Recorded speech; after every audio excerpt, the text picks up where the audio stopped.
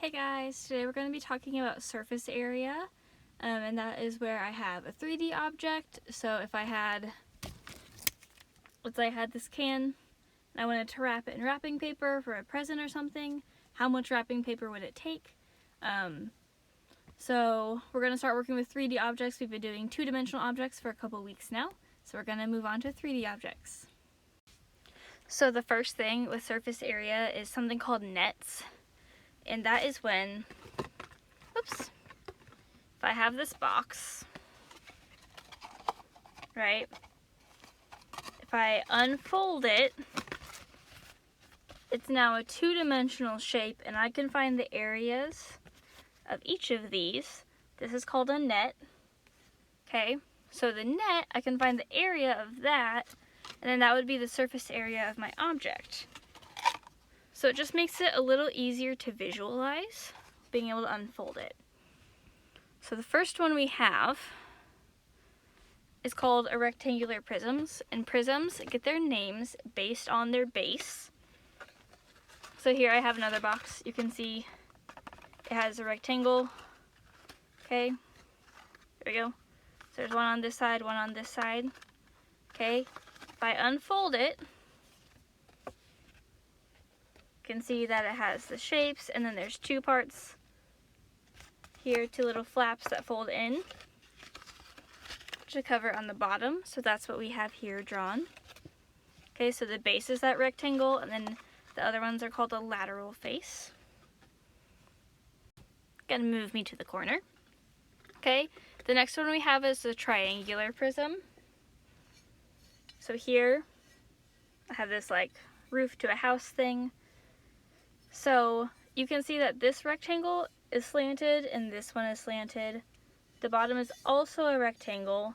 None of those go through. So this is a triangular prism because there's a triangle that goes straight through to the other side. That is a triangle, okay? And how that one unfolds is over here. Okay, so here in red is your triangular base. This side that does not meet at a right angle is 5 meters.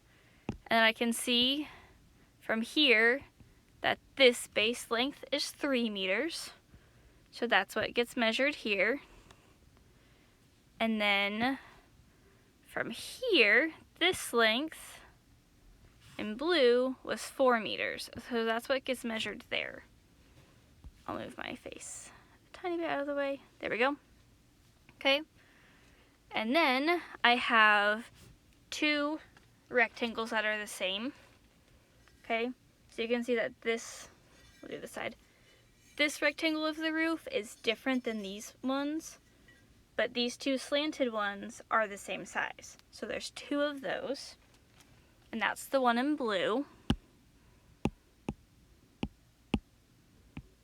Okay, so its length is 6, so this is 6 here, and its width is that 4,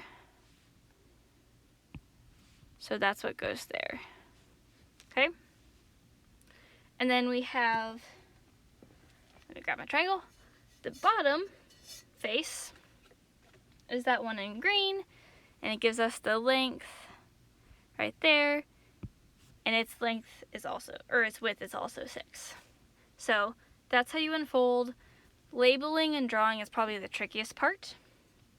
Then a cylinder is a fun one. Okay, so here I have a cylinder. You can see there's a circle on top, a circle on bottom, but how we get that middle part is if I took this wrapper and unfolded it, you can see, there we go, that it is a rectangle. Okay, so I take this lid off and I get a circle on top and I have a circle on bottom. But notice, I mean, those measurements are the same. Radius still goes halfway across. You have the height, but the length of this rectangle, it goes around the circle. So the length is the same thing as the circle's circumference. Okay? So if you want to label it here, this would be 2 times pi times the radius to get that length, okay? So that's where that comes from. When I take this, I fold it. It goes exactly around the circle, okay? So the length of the rectangle in the middle is the circumference of the circle. So that's where that shape comes from. Okay, and the last shape we can go over is a pyramid. There's a lot of other shapes, but these are probably the main ones we're going to work with right now. At least in 7th grade, you'll move on in 8th grade to some higher or some different shapes the higher up you go in math. But here we have a square pyramid, and I don't have an example of those in my house. But you can see that this bottom right here, is its base, and it's a square. So that's why it's called a square pyramid. And then the shapes that fold up on the other side, there's 4 triangles, one off of each side of the square. Okay, so to find the surface area, you would just find the area of each shape and add them all together. That's all I have for nets right now. Just remembering that a net is if I take my 2-dimensional shape, I unfold it, the net is what makes this up, okay?